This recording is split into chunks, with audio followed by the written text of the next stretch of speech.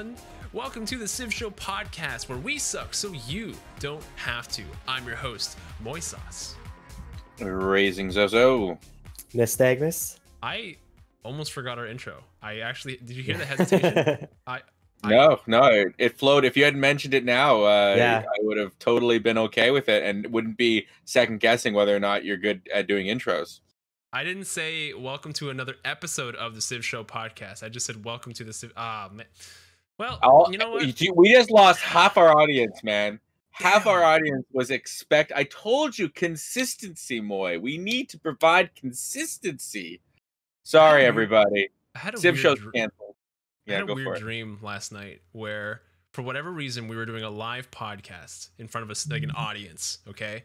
A live studio audience. We're not ready for that yet. Live audience. I know. But this was a dream. Okay, this is a dream I had last night, and it was like right when I was about to intro. Literally, like I didn't have to say anything. The whole audience did it for me, and I was like, "Wow, that was sick." one day, hopefully, they can do it for me. But we'll get it. Right we'll now, get there. We will we get there. We can't do a live audience because then we won't know how funny we are. We are not Isn't funny. this in a way a live audience? Like the only way would if we like turned on their mics at home and allowed them to clap or something. Hey, I can have laugh tracks. We can be like Big Bang Theory. We just have our own laugh No, tracks. no. Okay, never mind. Canceled. But Zoe, the only way someone will laugh at your jokes is if we have a laugh track. Yeah. That's exactly why I don't want one. I want everyone just to look in shock and or disgust whenever I tell a joke. Gross. All right, we got patch notes for you today. It's March patch note, the last new Civ patch notes we'll get for the new Frontier Pass. Are we not going to also talk about how Bose and I won a lot? Nope. No, Patch Note podcast, and we don't know Patch Note podcast. We don't know what you're talking about. I know what you're talking about. Yeah, of course, Nystagmus wins the game. You guys don't want to talk about it. I see. It's okay. No recollection. Nystagmus wins a game. He can't choose the next game because we got to do something. Nystagmus wins a game. We can't talk about it on the podcast. Nystagmus wins a game. Yeah, I'm needless to say, I am finding that there is a pattern emerging out of when I win games. You know, the only way that everyone knows you won a game is if we talk about it on the podcast afterwards. Sorry, man. Maybe the next game you win will count. Next one, buddy. I've heard that before. How about let me play Russia again? It's okay. How about this? If at the end of the show, if we have nothing more to talk about, we'll talk about how you guys crushed us and destroyed my spirit in particular in the last game. Does that sound good? Yeah, that's fine. I just wanted to poke that out there because I just noticed that we're also not. It's another time we're not talking about a game that I won. Well, damn it, boy! I told you we'd figure it out. That's patch notes for you. Sorry to burst your bubble there, but this is what we got to do. We got to deliver the people the news. It takes me all the way up to the patch to learn how to play the game well enough to win a game, and then we have the new patch, and then I have to learn all over again. It's a cycle. Oh, that's why you're losing. Perfectly valid reason. Yes. Perfect. Yes. Let's go through the notes, shall we? We have Portugal up first in the patch notes. They're pretty straightforward. I think at least we've talked about them a lot. So I got to play them today. They were great. Yeah, they were great. The Razing review video, which is live on YouTube right now. So go and watch that. Tell us about how you played Portugal. Oh, you want me to talk? I don't know if there's talking on this show. So today I gave Portugal a go. I gave the whole kit and caboodle. I turned the zombie modes on, but I'll try to keep this conversation to Portugal. Wow, what a Zozo Civ Portugal is. They kind of remind me of a mix between the Mali and Canada, all based in Europe. What? Yeah, because in the end they do want peace. They are going to make you a win-win, a non-zero sum game. All right, they're the Feitoras or whatever. They're designed in such a way. I got to have an open board with you. I'm basically violating your territory because I'm forcing this on you. But it gives you +4 gold. It gives you 1 production. All right, and I'll end up getting something out of it too. We want this mutual exchange. We want to have peace. We want to have trade with one another. Yes. I don't want to go to war with you. Let's not fight. All right. So I got that impression from Portugal that they just want to trade, and they're not there to fight. And to their friends, they're great. You would love to have trade with Portugal. Turning one of your water squares suddenly into 4 gold and 1 production. Thank you. Sure. Thank you. Go for it. So I like that aspect about them. The site is great. You get to see the map so quickly. Like it really stacks. It's So crazy that site. Because it's +1 for sight. Like that's a whole another sphere, right? So your scouts and your galleys. I just decided, you know what? I want like 3 galleys. I built boats and I just explored because you want to meet as many civs as possible. So I actually kind of won city challenge for a good length of the game, like the opening. Just because all I cared about was exploration. Every new civ I met got me +1 capacity, and then all I cared about was establishing my trade routes. And I was like, by turn 60, I was pumping out like 100 gold a turn, and I was like, yeah, this is great. I got gold, and I used the gold to catch up. So I was able to very rapidly catch up to everybody else. So that was fun. And then going all the way to get their navigation school and their now boats. The now boats were great. I love the back-to-back era score. So you get 4 era score for that, and then you'll get 4 era score when you make your first fedora. Those. Wow, you can get 12 era score then. Then you put the navigation school. So oh my quick, god! And navigation school, boom! Like medieval to Renaissance, they get so many back-to-back. And then with the Fedora, if you're paying attention, there might be cities. They only have 2 charges, but there may be cities that you can get 2 of them in, right? They can't be beside each other. They have to be, they have to be. But if you can get 2, that's +8 gold, +2 production, plus their trade yields are +50% for all of their naval ones. So you end up getting these glorious trade routes. I played Owls of Minerva, abused the heck out of that. So, and then, once I got the Learning Academy, man, I had them on 2 peninsulas. It was +10 science I was getting just from the surrounding water. So I think you'll like those, Moy. And then if you add it all up, I think, with that and the right docks and stuff like that, I think they can get up to like +175% production. I think 150, 175 production for boats. Wow. Which is just crazy, So anyways, lots of fun. I really enjoyed them. I'm looking forward to using them again. They're a total Zo civ. For sure. Total Zo civ. Well, we could just move on. I think, how do you feel about Portugal, Nystagmus? I don't know. You haven't played them yet, right? No, I haven't played them yet, but I thought they were gonna be awesome because I like trade. Trade's my favorite thing. I always make lots of trade routes. Why is trade your favorite thing? Can you go into detail about why your trade is your favorite thing? Just small, 2 minutes. I use it as the main mechanic for city growth. So it's my go-to move. So I don't just like it for gold. I actually like domestic trade routes a lot, especially now in the new Dark Age with the new isolationism policy card, which gives extra production and food for domestic trade routes, but you can't trade outside. And so you can use Dark Ages to your advantage in some cases, where you can actually grow your cities a lot taller during a Dark Age, and then move yourself into a heroic age at that point. I like how some of the Dark Age cards can actually position you for heroic ages. And I think that's actually kind of cool. How a Dark Age can move you into a heroic age.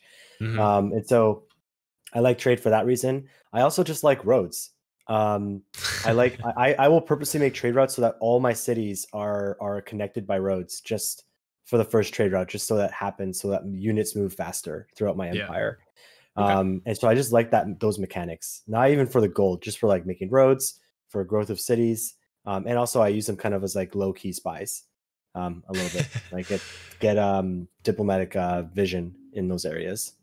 Yeah. So the interesting thing about the Portuguese is that if you ever did get landlocked or whatever, you can get all those bonus trade routes will just be domestic, because the restriction is only for international trade routes. So only their international trade can be to other ones. Your domestic trade routes are just like trade routes. They don't get any of the yield bonuses, and they wouldn't get any of the the range bonuses. Oh, I didn't catch that. That's Yeah. okay. At least Yeah, you can yeah. internally trade. So Okay, you that's could totally fine. do that that. You would could that would totally be do that. crazy. Like if you can only trade with your domestically with coastal cities, that would be ridiculous. That would crush you.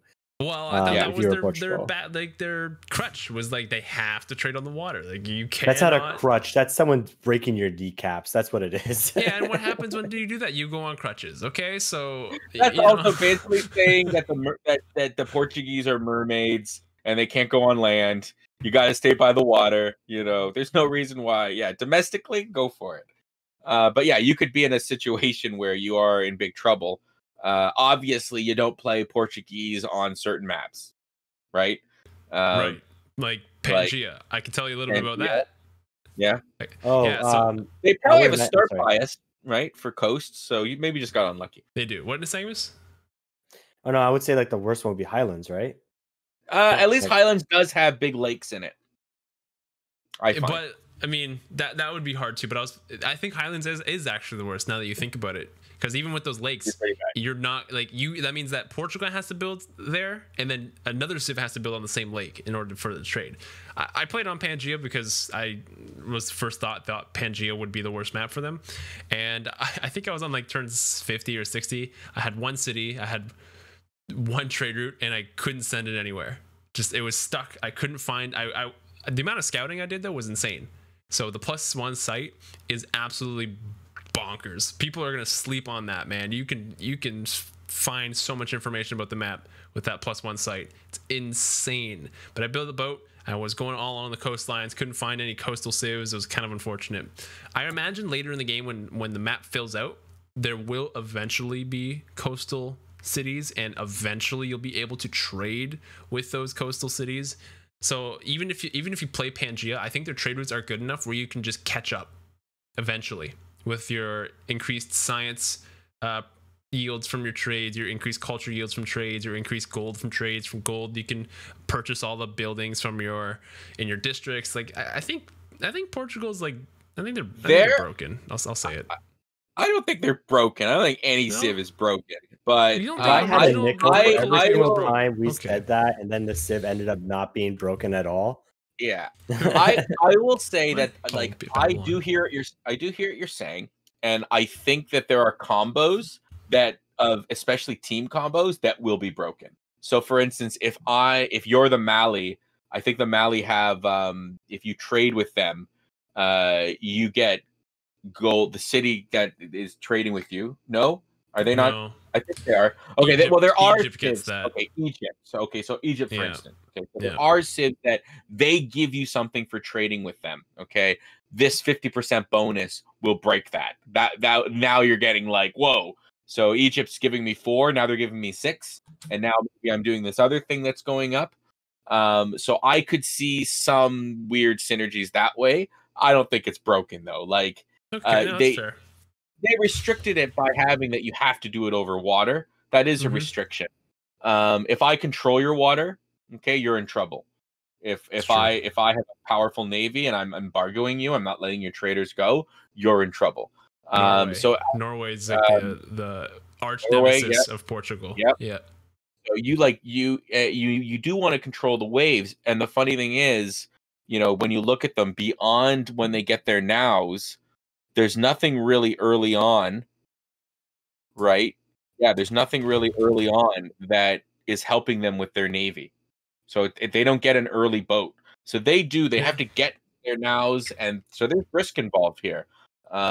So I think if Portugal does end up being powerful, I think there'll be very simple countermeasures, including just have a bigger navy than they do. And they're basically handicapped, like super handicapped.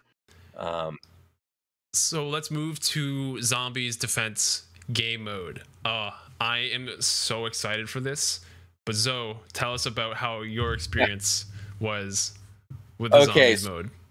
So if you guys don't know yet, new game mode, zombie game mode, where basically the barbarians spawn zombies, but zombies just spawn as well. They just spawn randomly all over the place. It was super fun. I really like this game mode. Unlike the barbarian clans, which is hard, right? And this with barbarian clans, like both of them together, even harder. These zombies, they're not like your typical unit, city state or barbarian that's upgrade per era. That's not how they operate. They upgrade by getting killed. So every time you kill them, now I don't know if it's a complete like if you kill one, it just goes up by one, or if it's like it's so many die it goes up by one. But I can say that it just keeps going up, and it's not just yours that die. So it's around the world. Whenever they die, they get more and more powerful. So like I think I was at like plus. They start with a base strength of 20, and I think I got to 15, 16 in my game. And every time that happens across the world, they all get more powerful, right? Yeah. So I was playing on an archipelago map, and there was basically islands where there were zombies on the island. And like even just to get on the island, it'd be really rough. And as you know, if a zombie kills you, you rise and become a zombie. So that made fighting really dangerous. Now the cool thing is the mode gives you some defenses. It gives you some preparation. So there are 2 new tile improvements that you can build, and these are just fun because they work on anybody that goes over them. The first is a trap. So basically you go out, it's like in the traps that you can set in the Red Death or whatever. You go out with your builder, you use a charge, you set a trap, and it deals moderate damage to any unit that passes through it, into it or passes through it. And they get better later on. You get modernized traps later on in the game. Oh wow, there's upgraded traps. I didn't know that. Yeah, that are built by. So the first ones are built by workers. They're just like, and then the second one. So that's really cool. I thought that was really fun. The next one I really, really like, especially for when we have those bottleneck games, barricades. So essentially, it's not a fort, okay, because it doesn't actually give you any defensive bonus whatsoever. What it does do is it has that if you're a hostile unit passing through it or adjacent to it, you'll receive mild damage. Okay. But if you have enough of these positioned, imagine in a bottleneck where there's only this tight amount of space that you can go through. Every round, they're taking a little bit of damage. A damaged unit, once you're wounded, there's a bunch of stuff that apply to you, right? Yeah, that's just really, really neat. You get your first barricade. The trap, I believe, you get the same time that you get lumber mill. So, okay, one is construction and then the barricades you get where not gunpowder, the one before gunpowder, military engineering.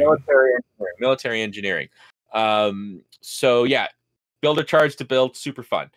And then finally, they have added that your cities can build projects that are dedicated to dealing with the undead. So the one that I had that I didn't get to use was the camp with my campus is a dark signal. When you're done, you gain control of all the zombies in the city's territory, right?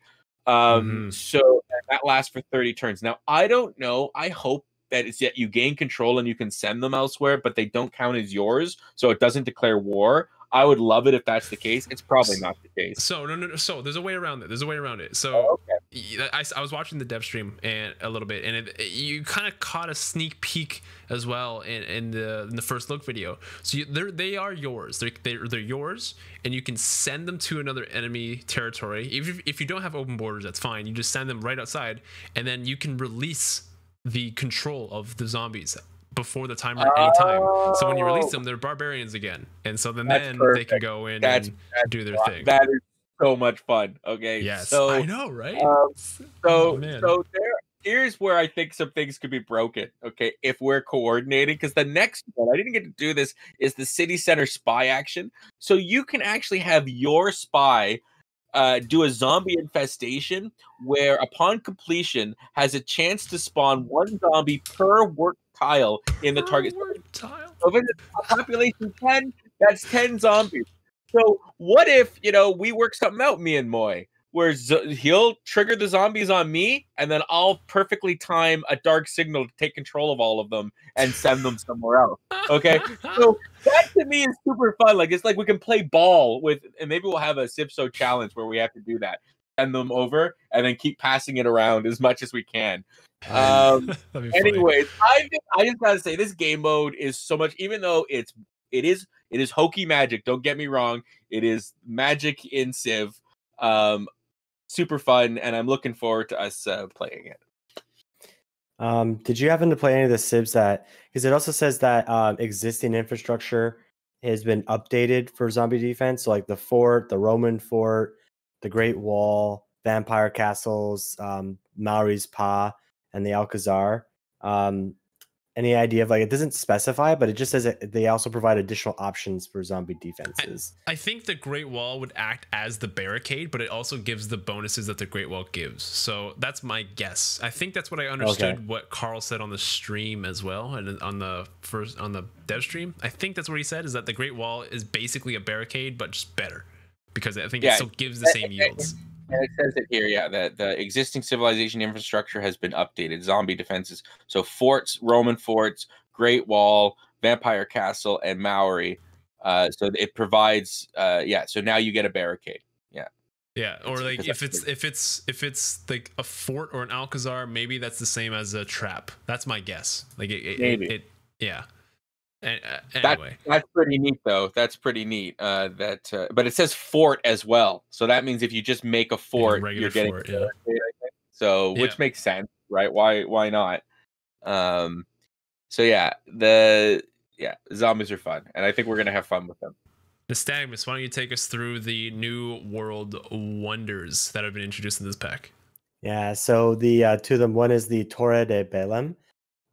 So this is kind of like along with what's going on with Portugal, right? So yes, this is something that was built like historically at the point of Gibraltar, I think. So it's like the opening towards the Mediterranean Sea. Right. I thought Gibraltar was next to Spain, not Portugal. Am I wrong? Is it next to Portugal? But this is a wonder, right? But the history between Spain and Portugal is kind of complicated. At one point, they had like the Ionian Union for like 50 years or so, and they're all under the same regent. And also like the territories like changed hands a lot. Gibraltar also was British for like the longest time too, right? Yeah, I know that. Yeah, and it's still British. Yeah, it's still British.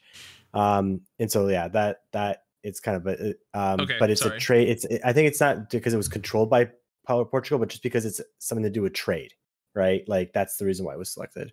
But you get +5 gold. International trade routes from this city receive +2 gold for every luxury resource at the destination. When the Torre de Belém is constructed, cities not on your home continent receive the lowest production city center building they can currently construct. So a lot of free granaries, I guess. +1 admiral points per turn, must be built on the coast tile that is adjacent to a harbor district. That is so nuts. That reminds me of the pyramids in Civ 2. Like they used to build a like a granary in every city. So it gives you in every city you suddenly instantly. So it could be not like on your home, not on your home continent. It doesn't have to be a granary. It could be like, for example, it could be flood barriers if you build it that late, right? City wall. That a city wall? Is that a city center building? Yeah. Yes. You can get city walls, but like I would imagine if you build this late and you get flood barriers in all of your other continent cities, that's like pretty good, right? Maybe that's the only time it's worth it. I don't know if this is really worth. Maybe the +5 gold. Yeah, but is someone going to sit on it for that long? Like, because I think you could build it like in the medieval era. Yeah, but like, why would you? Who's going to build it? Like, what would you get? Like, why would this be worth it? Right? Even if England, which usually spawns on like a continent split, or you know they want to colonize other continents, why would you build this if all you're going to get is either granaries or just ancient walls or medieval walls or water mills? Like, why would I? Why wouldn't I just?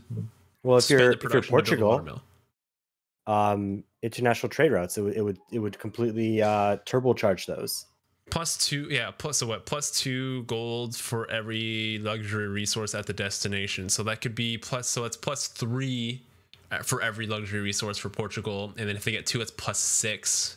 +6 per trade. Okay, you know what? All right, fine, that's fair. Okay, all right. And if you're Portugal, if you don't have, if you're Portugal, by the time you build this, if you don't have like 10 of them, then you are playing Portugal. Why are you playing Portugal? And if you get the yield bonus on top of that, the 50% yield bonus, that's a +3 per luxury at the destination. Yeah, I did say that. Yes. Yeah, so that's impressive. All right, very good. I like it. What? How do you get that? I didn't see that today, or someone else built it. What tech do you need for that? It doesn't say. I don't know. We'll find out on Sunday. Okay. And then the next one is the Itamaki. It's an ancient wonder, so it's from Babylon. I know I built that. this one. So it's +2 science. You get it with writing. Yeah, +2 science, and then +2 science and +1 production for all marsh tiles in your empire. +1 science, +1 production for all floodplain tiles in this city, and it must be built on a floodplain or a marsh. In your empire. In your empire. Your empire. But you gotta keep in mind, there's not a lot of marsh tiles usually. They did introduce a new map type, which we'll get to, which has more marsh and stuff. But I mean, okay. You know as well as I do that you're right. Marshes are not always. So you've also had games where you're like, oh my god, look at these marshes, right? Yeah, that's true. But isn't it kind of? It's kind of like a marsh Petra, right? Yeah, yes, sort of. It's for that city, because it's a floodplain Petra, basically. Yeah, right. For that one city, Petra doesn't affect your entire empire, and everyone loves Petra. Yeah, we call this Wetra. And when you stack it with other abilities like Hetra. If you stack it with other abilities like the Marsh, Queen of the Marshes or whatever, it gives you +2 production per marsh. Yeah, dude, it's so good. So now we're talking 3 food, we're talking 3 production, we're talking 2 science. That's pretty impressive. I don't know if this would stack with the Vietnam ability that their buildings get a bonus to these things. Well, no, because you have to put the district on top of the marsh, right? Yeah, so that it loses the yields on the marsh. So no. Yeah. It is a cheap wonder too. It costs the same as Great Baths. So if you can get this and the Great Bath in the city by some strange thing, and there is a big floodplain, you can get like pretty silly everything, you know. And then who knows? There might be some situations there where you can also get a preserve, you know. So I think this is the potential for some pretty crazy stonks here with all these stacking. Stonks. You said stonks. Oh my god! And I used it correctly. Who are you? Are you young? I know. I know. Are you a millennial? I know what stonks are, man. We had to do a piece on it actually. I told my professor about it. I used the term stonks in my paper, and he thought it was a spelling mistake. And I had to correct him, and I was like, no. I was showing you like this is really caught on within the community, within the gaming community, and people are finding out about it. And he was totally in agreement. Like, oh, okay. You didn't know. I'm impressed by that. The fact that you convinced your professor about the word stonks and he used it in an academic paper. So basically, you memified your paper. Call it what you will. I call it good academia. You know, I opened up his world to that. There's all sorts of interesting things going on around the stonks, the stonk market. Next thing you know, you're gonna put like "it's lit" in your next academic paper. Totally or YOLO. lit. Hashtag YOLO. Swag. Yo, come on, sir. YOLO. No yeah, right. Yeah, right. But every time I say that, another hair of my beard goes gray. So the new map. It's called the Wetlands, and the Wetlands is a continents map flooded with rivers and marsh. There are also extra woods, floodplains, and rainforests, so it's just a super wet map. Really good with Vietnam, really good with this new wonder, and that's pretty much it. Would you say that the map is moist? I hate you. Just no. Moist. Remember when Justin Trudeau said speaking moistly? Don't speak moistly. That's what I was referring. Moist. My favorite thing about that whole speech is how he immediately knew that what he said was cringe. Damn. Don't speak moistly to each other. Moist. Oh man, if you ever want to creep yourself out, ladies and gentlemen, just look in the mirror and say moist. And you will be like, ugh. Hush your mouth. All right, now we got some game updates as well. So let's start with Zoe. Take us through the general updates. Oh, good. So they've replaced. Obviously, Lisbon is now a proper city, a part of the Portuguese. With the Magadushu. Madagashu. This is why So Moy asked me. He was like, "I'm gonna get Zoe to butcher this word, and Nystagmus Madagashu will correct him." is, so if anyone knows, that is a Somali city. It's actually the capital of Somalia. But it was part of a sultanate back in like the 9th century that actually controlled the gold trade routes on the eastern part of Africa. That's super clever. Because do you know what Lisbon did? Do you know what Lisbon did? You are not allowed to plunder water trade routes. And so if they controlled the trade, that makes a lot of sense. And I love it. Good on you, Firaxis. Good on you, Firaxis. Good research. History meeting. Good work, Nystagmus.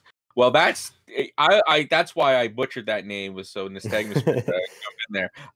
They fixed an issue, guys, where production was not being added to holy sites in captured cities with work ethic religion. That'd be pretty frustrating. Macedon's ability, Hellenistic fusion, will now only trigger when a city is first conquered. It previously was triggering for districts built after the city was occupied. Oh, interesting. Okay. Oh, wow. Okay. Really? I had no... They took this long to fix that? Yeah, that's a long time. Macedon was like... Wasn't that before the Frontier Pass? That was before Macedon? Like Rise and Fall. Yeah, a while ago. That was a long time ago. They fixed it. It was on their to-do list.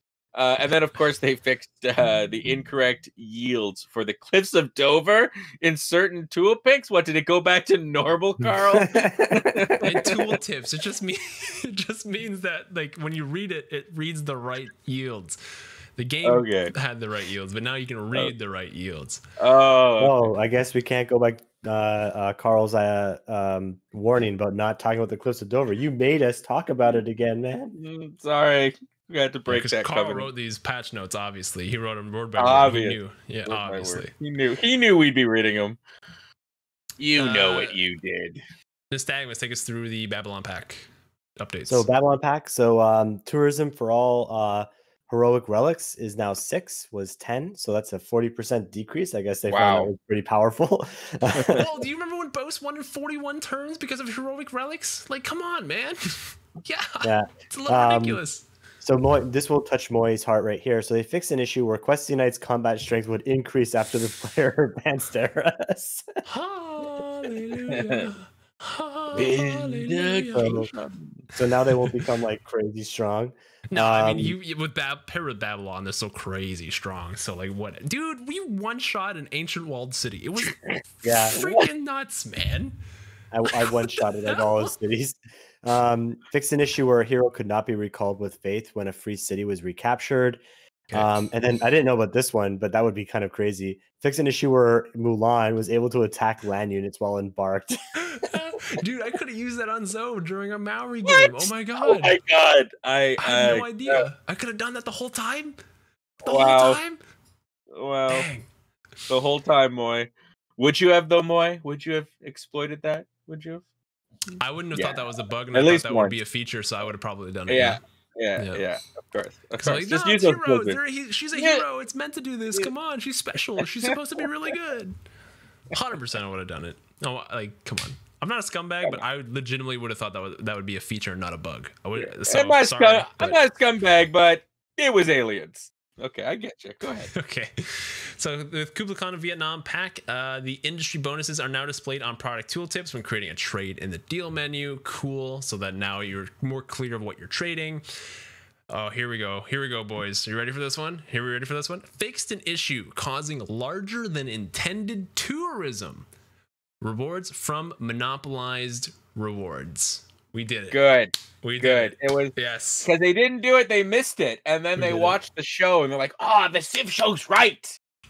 and they fixed Yeah, it. it was definitely us. It wasn't like Potato McWhiskey exploiting it or like No. Boast exploiting it or like PB exploiting it. No. It's us. No, boy. We're the center of our story. So yeah, because we know how tourism victories work through and through. All of we us exploit it all all of the us. time. Oh, all of us. Very well. Math the math is memorized, and all of us we know exactly how that mechanic operates. Zoe knows Civ math like the back of his hand. Hey, what's that new cut there? Do you have a new cut in the back of your hand? That's weird, man. What? Huh? Oh, it's I wasn't paying attention. Yeah, sorry.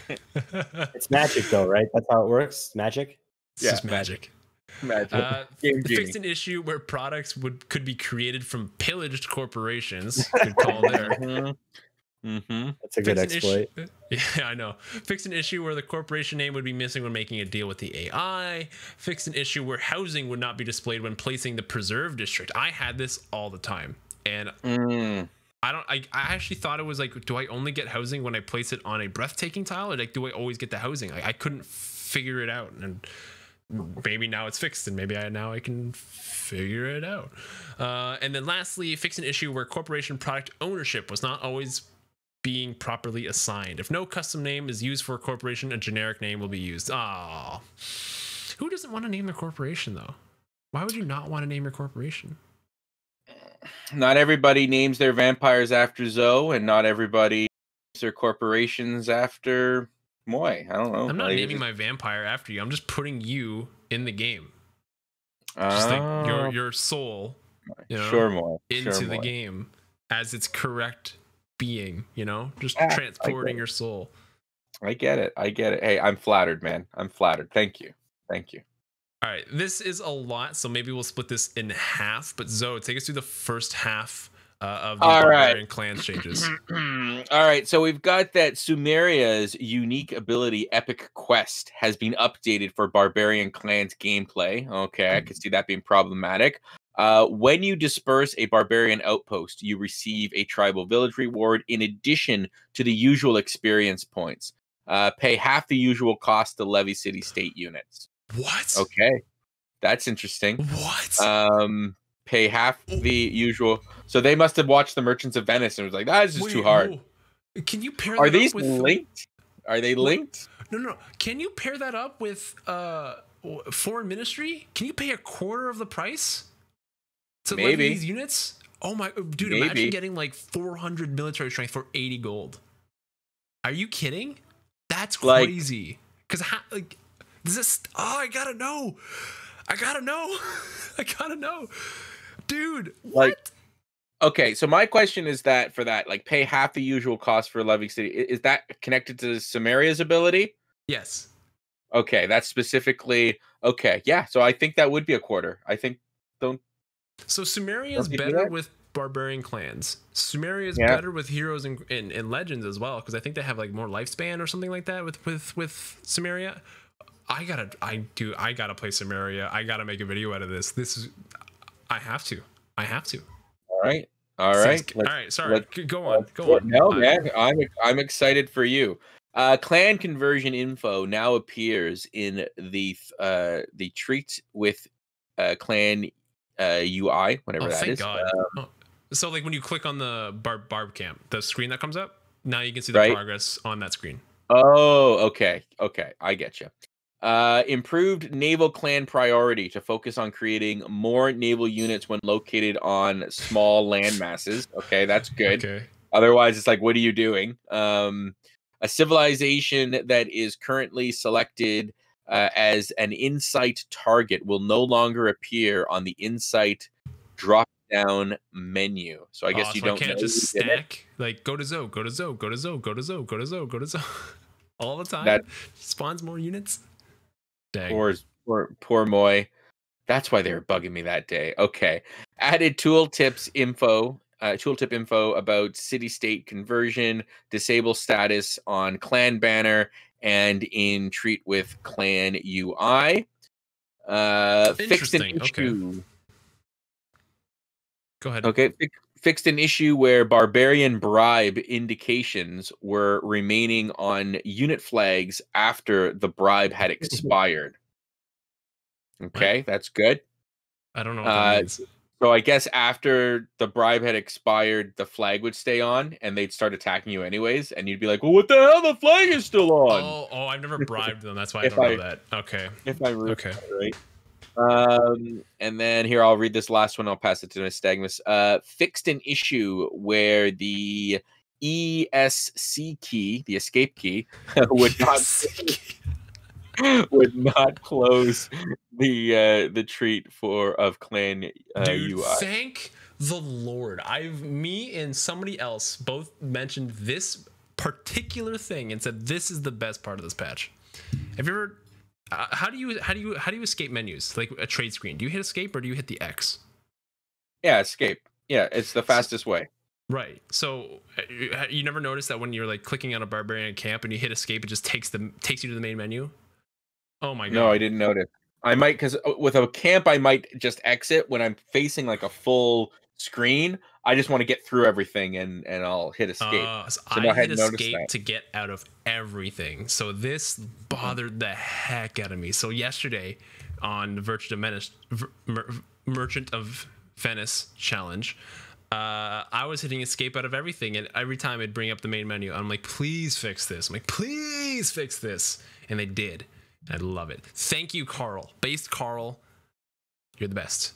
Nystagmus, take over for the rest of the barbarian clans. Yep, I will read the one that Zoe skipped.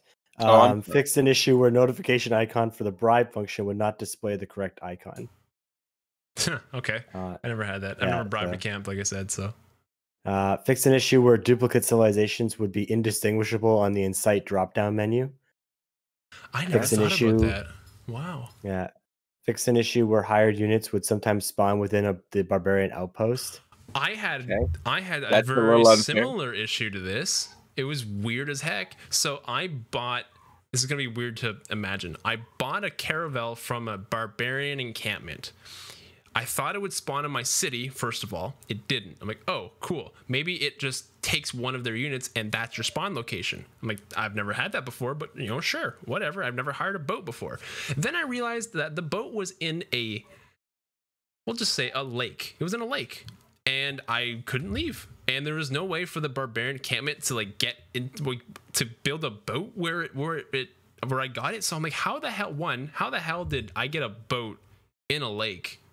And two, why did I not spawn in my city?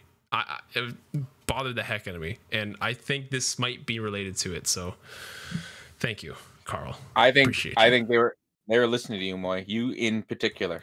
Yeah, the whole 24-hour turnaround. Yeah, no man, legendary. Firaxis, you're legendary, bud. Pretty amazing.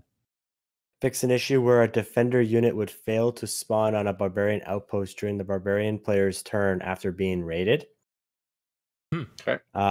Fix an issue where players could still use the ransom function while having an insufficient amount of gold. Okay. That's a little messed up. Thank God. Fix an issue where the map would recenter on the first clan on which a player action was used after interacting with the other clans. That would be annoying. Yeah. Okay. Multiplayer. Fix an issue where the barbarian outpost banner would appear in the fog of war after another user had discovered them during the hot seat game. I've never played a hot seat game in my life. Fix an issue where the converted city states would fail to declare war on a player their suzerain is currently at war with. Oh, that didn't realize that was happening. Yeah, that'd be pretty annoying. And then we get to the AI changes. All right, here's the big one. You guys ready? AI will make better use of cultists. So they just run around and do nothing. Yeah, they won't just spawn 1,000 of them and run around and do absolutely nothing. So yeah, okay. I love it. That's all it says. AI will make better use of cultists. What does that mean? Does that mean that they'll scout with them better? Because like we all know, the cultist scout is a very good strategy. The missionary scout, cultist scout, apostle scout, scout. And finally, AI's value of tech will be limited by the number of units it can build. I like this change. I actually really like this change. So basically, if they don't have niter, they're not going to research gunpowder. Why would I bother? Right? That makes good sense. Change. Yeah, that makes sense. Can I keep going? Because I only read 2. Yeah, keep going. Yeah, keep going.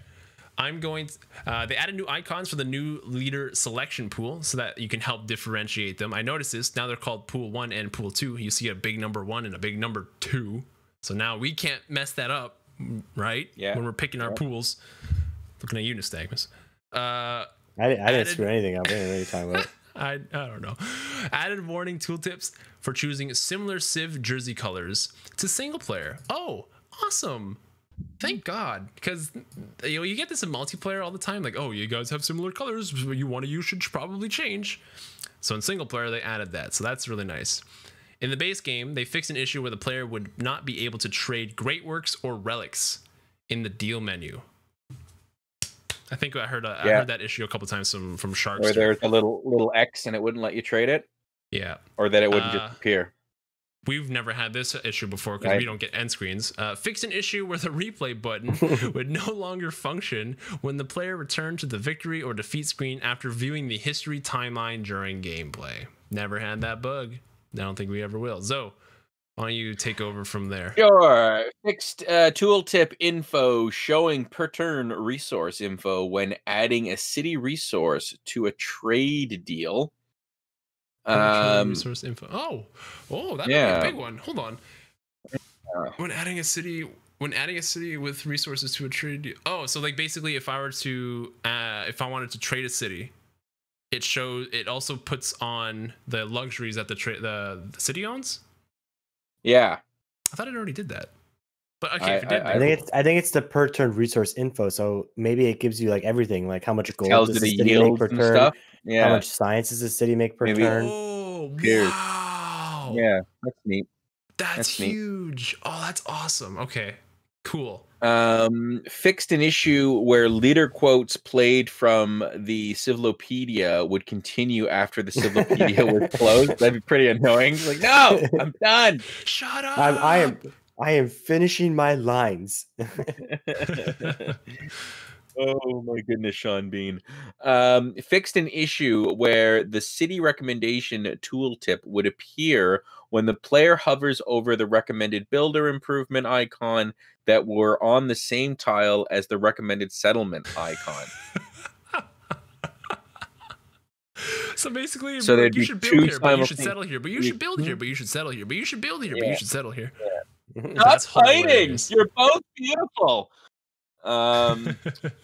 Fixed an issue where an incorrect number of selected leaders will display when viewing the leader pool selection of the game summary in a multiplayer staging room. We haven't played around with that too much. Yeah, okay. And then there was various text frames. That was probably the framing piece of it all. It did say text fixes, but you can say frames. I guess it's the same word. Yeah. Okay. Oh, I'm sorry. Little blurry text.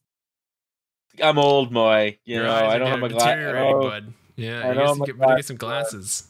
Various text fixes. Various text fixes. It's the same basic meaning. When it says when I hear various text fixes, I think of the frame that the text is in, and it was fixed. Listen, I'm not crazy.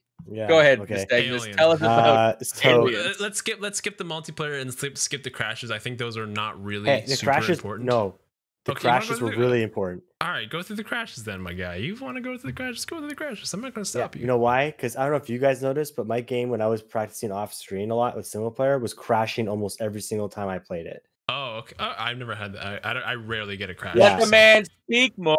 Okay, it was like I crashed twice on stream last week. And whenever I was practicing, I was crashing. Just like, and it wouldn't be like the game is crashing. It would just literally, I would press next turn, and the game would just disappear. That's called crash. It would just go away. Yeah. Maybe something was fixed here, Nystagmus. Tell us about it. Yeah. So fix a crash caused by delayed death of spies. Fix a crash that would sometimes occur when barbarian clans converted to city states, and then fix various other crashes. So. Somewhere in there, I bet you is the ones that I bet it's somewhere in the various other crashes. Somewhere there. Fine, Nystagmus. I keep crashing. So is there anything else in here that is important? I don't really think so. It's just a bunch of text fixes that they don't overlap anymore. Okay. Not important. Let's. Do you want to talk about your boast game now? Now that we have time. Yeah. Okay. Go for it. 3 minutes. Time to Go. shine. No. Go. Yeah. You No, got I 9 just minutes. felt it was a good show of me standing by while I watched Bose ride in on a horse and crush you beneath his hooves. That's basically what happened, I think. I did the one clutch move where I turned one general into a bombard and took Zo's city, which was completely not intentional. I didn't know the general did that. I just wanted a general for combat strength. And then I'm like, oh, he can turn into a bombard. Let's turn him into a bombard and attack the city. That one's key, man. That one's really, really good. Same with the one that turns your admiral to an ironclad. Ooh, you get it so early. It's so powerful. You know what the ironclad is, Thanos. I know you know what the ironclad. Yeah, but if anyone is curious, though, I basically did. My civilization was decorative. Mainly, I didn't use cores like at all. And so I just got to see Mongolia expand its borders into the biggest empire the world has ever seen. So there we go. Okay, you know what? I don't know. I think I could have defended you guys. I had such good walls everywhere, right? I had all of my. I think they're called tish. No, you don't think so, dude? No, I had Renaissance walls. okay. I had steel walls. So, I had steel walls everywhere. All right, if you had steel walls, maybe, but I know my Renaissance walls were basically steel walls. Okay, he brought his 103 pike musketmen against my Renaissance walls and wiped them out completely in one turn. Because he had a control of a COD. That's why. Full damage to the walls. He did have control of a COD. I doubt that he would lose control of a COD by the time that he got to you.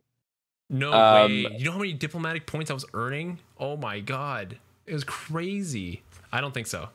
I had complete control over the Congress votes, and I had complete control of the city states, and I still would have control of the city states. I think if I didn't stop because I thought you were gonna take it back, so I stopped, and then Bose took it. I'm like, damn it! I didn't have a chance. I couldn't go. I could not go against that number. Now I don't know if he would have had the visibility that he had with you, that he had with me. Yeah, true. I would argue that Moy could have had a really good chance to win the game if Culture Victory was still turned on, because it wasn't. But like Bose was going to start out-teching you. No, I agree with that. Yeah, he would have out-teched me, and he said he almost had artillery, and he had cores, and that would have been pretty scary. Yeah, I agree. Yeah. He would have done. I think he said armies was on the way. I think he said armies was on the way. God. He would have nuked. He would have nuked a body of water, so to speak, at some point in the game. I can't remember how it's said, but he would have nuked a body of water. Nuke the lake. Yeah, all over you. You weren't there, Georgia. You weren't on the front lines. You didn't see what happened with your armchair quarterbacking. You saw nothing, man. They were there. They were praying for you. As soon as that would hit, Moy would be like, "Game over, man. Game over." My! Bo's showmanship was fantastic. Like when he started moving in, I started taking out his guys. Like, oh man, this is a big mistake, and I believed him that maybe he messed up, or maybe he was trying to cheer me up because I was a little blue. Either way, I was like, all right, maybe I have a shot here. It was all part of his act. He knew exactly what was coming, and he brought down that city in a single swipe. He was just getting his guys into position like a game of chess, and that was my most powerfully defended city in my empire with its Renaissance wall. I had a vampire in it. I didn't have a boat in it, unfortunately, because I couldn't.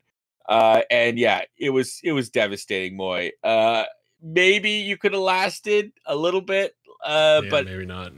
The momentum of science was behind them too, and bringing artillery to bear.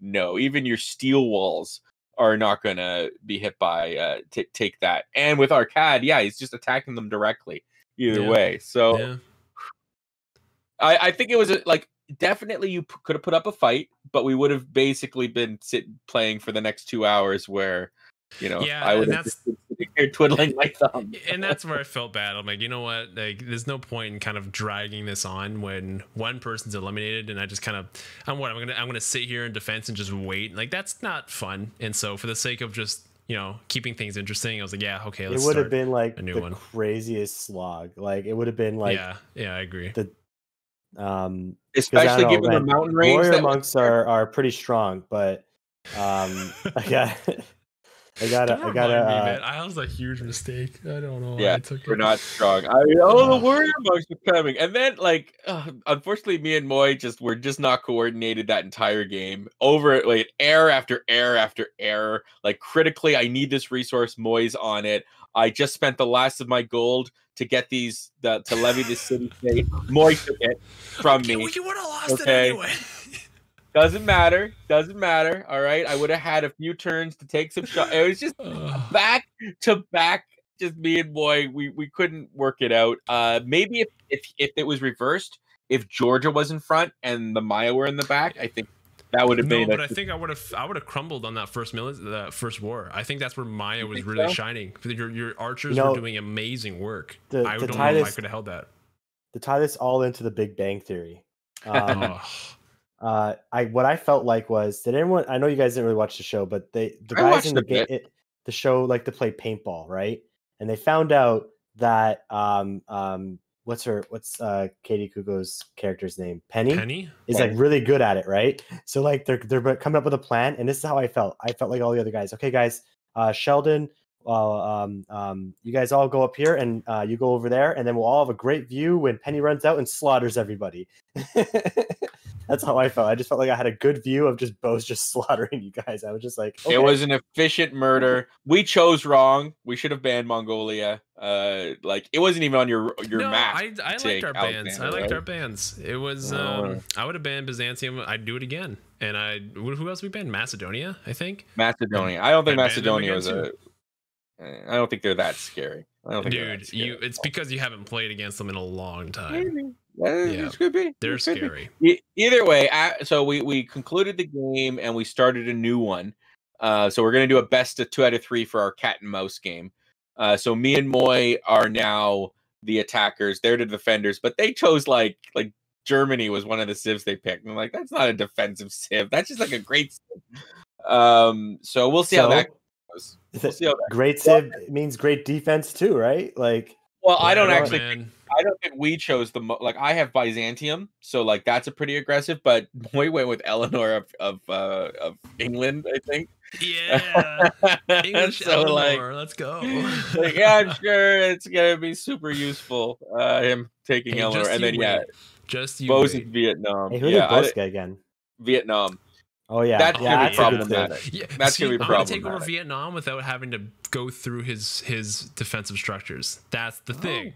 So Eleanor, all I'm saying, was the right pick. The most aggressive person in this game, for sure. And lastly, before we end off, let's talk about the Merchant of Venice challenge and then Nystagmus's proposed challenge that's going to come up in these next couple of weeks. So how did your Merchant of Venice go? Oh, Moy, it was a sad show. It was a sad show. I thought I was doing so well. And I was getting on after 3 hours. And I declared the Merchant of Venice. I even put on like my fancy Merchant of Venice hat, complete with feather. My gosh. So I announced that I was the Merchant of Venice, and I clicked. I had the gold. I had everything I needed. And then when I got to city state number 9, I had 11 city states levied. They had no military, so there was no military to levy. So it cost 0, but I couldn't levy them. Then I went to the next one. They had no military.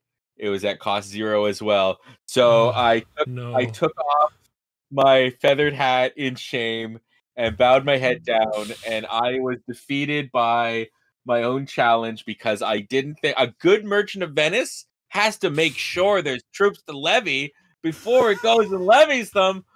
What was I thinking? Clearly undeserving of the title. So I was defeated by this challenge. To the Chevy to the levee, but the levee was dry. I went, yes. I took That's the a good Chevy comment. to the levee, but the levee was dry.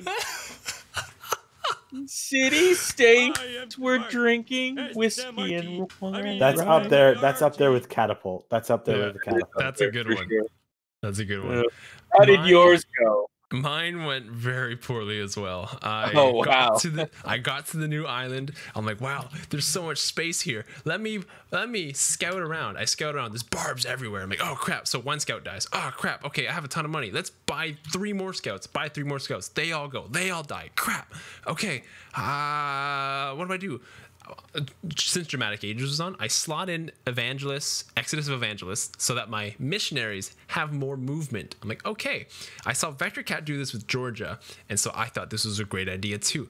So I purchased missionaries. I send them through the other way, like through the main continent, just to see if there's like any scattering city states between the civs. There was none. No one took over any city states either. I didn't see any like names that I recognize. All of them were German or they're English or whatever. So I'm like, okay, no one took over anything. I'm like, that's great. I don't have to liberate stuff. Then I go over to the other side of the island and I explore it. And I eventually, the next turn goes. Didn't find a city state. I'm like, oh, this is weird. Next turn, move. Didn't find a city state. I'm like, oh, where are these things? I'm like, I've only met 5. Like, where are they? Next turn, didn't meet a city state. Next turn, guess what? Didn't meet a city state. And I was like, what is going on? Where the hell are these things? And eventually I found out that I believe since I've found that there were so many barbarians on this new island, I think that they killed the city states and they raised them. So I had a maximum of 6 city states in my game. And none of the other barbarian clans were converting. And so I was stuck on 6 city states. You were defeated by the Merchant of Venice challenge. I was defeated not even by I couldn't even stop it. Like I couldn't do anything about it. Barbarian politics, man. That's great. I love that we both lost. Well, if we both lost, I guess we could play it again if we wanted to, but I think let's save it. We'll save it. We'll work on it. I'm glad people liked it. After the recon challenge, I think we needed like a slice of cake. You and me didn't eat. I did completely eliminate Hungary, which was satisfying. Oh, all right. And then I was at war with Germany as well, and I was eliminating Germany because I'm like, you know what? Since I can't levy any city states, everybody's gonna die, and I started just going to war with everybody. Excellent.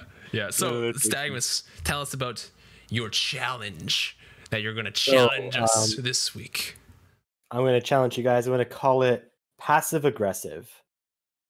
So it's called I don't know what you're talking about, but yeah. Okay. You got the right idea though, buddy. Keep it up. You're doing great. So I'm going to go over like the details first. You're going to play with the Secret Societies game mode, the Corporation and Monopolies game mode. You're also going to play with the new Zombie game mode. Okay? All right. I like this. So far, so good. And so what you're going to do is also play on a Pangea map. Okay. You're going to play as Eleanor. You're going to play on a small map. So there's going to be a standard map. So there's going to be 8 players. Oh, wow. Okay. No, actually, no. I'll make it 6. I don't want to make it too crazy for you guys. Make it 6. So you're going to play on a 6-player map. Okay. Pangea. And you're going to be Eleanor of France. Yes. And the only way you can take over cities is if you loyalty flip them. Am I allowed to go to war? No. No, wait, sorry. You can go to war, but you can't take over cities with war. Like you can't. Okay. I understand why, because that would like you have to be Eleanor, right? But yeah, so I'm allowed to declare war. Yeah. But I just can't take over a city. But I can take like a settler. I can take a builder. I can kill units. Everything like that. Yeah. I just can't. Okay. Yeah. Okay. You just can't conquer a city. You cannot conquer a city. And the other game mode is going to be Dramatic Ages. I was going to say, you got to have something on there, right? Something missing. Dramatic Ages. All right. Monopolies. I like it. Secret Societies, Zombies, and Dramatic Ages. Yeah. You're gonna play on a 6-player map. You can do random opponents. Okay. Okay. So you're not gonna get to choose your opponents. You're gonna be Eleanor, France. You're gonna play on Pangea on a 6-player map, and you can only win by domination. And you have to take over cities via loyalty flipping them. Is city states and natural wonders random or choose them? I will be you guys can research it, and it can be your choice which ones you want to be in the game. All right, Excellent. thank Good you. choice, Thank you. Nystagmus. All right, good choice. and we'll make note because that'd be a neat comparison for if we ever want to do a comparison for this, because it's neat. We're both basically doing the exact same thing, where we're both being the exact same civ. So I like this. This is going to be neat. All right. Sounds Bring it good. on. That's what you're gonna do on Tuesday. I'll be doing that as well on Wednesday, right? And Nystagmus, you could be doing that whenever you stream. Whenever I'm able to, I think. Yeah. I won't be able to this Monday, but yeah. Great. Sounds like a good challenge to me. I love Ellen. I love playing Eleanor. It's like, don't tell Van Bradley that, but I love playing Eleanor. Like, ugh. So that seems like a good challenge. I enjoyed Eleanor, like trying when Dramatic Ages, like I think that came out at the same time, and I was like, wow, this is so much fun. I like so this will be interesting. I like at least that we can still attack them, just we can't take over cities. So I don't know if pillaging lowers loyalty at all, but at least screws them over. I don't know. Only if you're playing Mapuche does it reduce loyalty. Right. Okay. Yeah. Right. But you have secret societies on, so if you get Void Singers, then obviously we're going Void Singers. Gotta be Void Singers. I can't see taking any of the other ones. It's gotta be Void Singers that you go for. Watch out for Dido. Okay, yeah. Can we just exclude Dido? Because she can't get loyalty flipped. Like literally cannot. Yeah. Okay. Yeah, you can ban her from your game. Cool. So what we would do a leader pool where all of them are in there except for Dido? Yeah. That'd be good. This? It's 6-player maps, so you have to have 5, right? So I want you to play against Germany, Maya, Grand Colombia. Gotta write this down. Are you writing it down? Germany, Maya, Grand Colombia. Keep going. Pericles. Oh, come on, man. And Ethiopia. Oh. No Canada, eh? These ones all have annoying features, but okay. Excellent. Done. We accept your challenge. Why do you pick Germany in everything? Why Germany? I don't get it. Question: can we turn the wetlands map on if we want to try it out? Pangea, he said. Oh, Pangea. Oh, okay. Sorry. I thought it was like an extra add-on that you could add to any map. So okay, I see. It's specifically so it'd be like it's Highlands. I see. Okay. It's because it's like the Highlands. It's like an own. It's right. I'll try it on my. Or we'll probably play it the next open game. That's why. Wetlands is continents. I'll say it again so that it's heard. I heard him. I heard you. I heard you say continent. Okay, it's not. It's you have to build cities everywhere before you can loyalty flip. It'd be way harder. It's kind of like Highlands, but there's larger bodies of water. Yeah. Okay. Cool. Except Highlands is still like a Pangea map in a way. Yeah. So so it's kind of like Highlands, but the map it's Highlands, but there's maps on both sides. There's large body of water, and the Highlands are contained to continent-sized islands. But essentially, it's Highlands. But what? Dude, nothing. I'm messing You have your challenge. All right, so we have our challenge. We got our challenge issued. So why don't we, guys? Moy, I will give you the high sign to wrap it up. Okay, Moy, it's time to wrap it up. Tell us about those birds, Moy. Those birds, those Tweety birds. You can follow our Tweety birds on Twitter at TheCivShow. It's where we like to give everybody up-to-date civilization content and the Civ Show content. And it's also where you can interact with us, especially on patch day. It's always bumping whenever Civilization sends out a new tweet. So follow us at the Civ Show. And Nystagmus, when you tell about those test tubes, you should definitely bring up this Tisker Tasker for not only subscribing. I think they threw us some bits and we didn't some cheers and we didn't say anything, Nystagmus. Tell us about those tubes and about how great Tasker is. So if you also want to check out our other content, you can check out our YouTube channel. Moy and Zoe both have reaction videos that usually come out as a surprise sometimes. And they also have their own kind of shows, Razing Reviews, and Moy does his reaction videos. I do the Better Know a Leader series. And also, if you missed any of the streams, never fear, you can check out the VOD on the YouTube channel. And thank you so much for Tasker for your subscription and the cheering the bits as well. And happy to have you here. So definitely did that. Subscribe and ring the bell. Ring that bell. I just Tasker. That's what I wanted to sing when I said that out loud. And of course, if you're looking for the more intimate connection to the Civ Show community, join us on our Discord, kind of like the watering hole of the Civ Show family. We talk about all sorts of stuff throughout the week. You can play other community members. They're getting games going. We got chats going, all sorts of fun. So just come on, help out with tips or show us what your pets look like. We don't care. Just come and join us there. We do care. We care what your pets look like. Send us your pet pics. It is the most important part of our entire thread. Yeah, we want to see those pet pictures. And of course, you can now engage with the Civ Show 5 days a week. That's 5 days a week. That we open up on Sunday at 7 o'clock Eastern Standard Time with the actual Civ Show itself, the three of us and Civ. This Sunday, we'll have Carl on Borderline. It's going to be a fantastic game. You need to be there. Sunday. Of course, afternoon tea with Nystagmus. This week there won't be one, but normally it's Mondays at 2 p.m. Eastern Standard Time. I have Good Morning Amenities with Razing Zozo 9 a.m. here at the Civ Show Eastern Standard Time. And of course, Moy at night, crack a beer, play some games with Moy. He's very entertaining when there's no one else around to take all its punchlines. And that's 7 o'clock Eastern Standard Time on Wednesdays here at the Civ Show on Twitch. And then, of course, we end the week here on the Civ Podcast. And we'll have Carl again on next week, every Thursday, 10:30 p.m. Eastern Standard Time. Other than that, we're going to probably raid someone and we're done. We're done for the week, guys. And we get to see Carl. Carl on Sunday. Oh my God. Sunday. If you're not there, you'd better be there. All right, we're gonna raid. I think he's gonna end soon, but we're gonna do it anyway. We're gonna raid Peppermint Butler, okay? Because we don't get a lot of chances to raid him, so we're gonna raid him even if it's for like 10 minutes, and he can go raid Foibles later. But Peppermint Butler, we're coming for you, bud. We're coming. Woo! We're coming. See you guys on Sunday. Carl, see you on Sunday. Goodbye.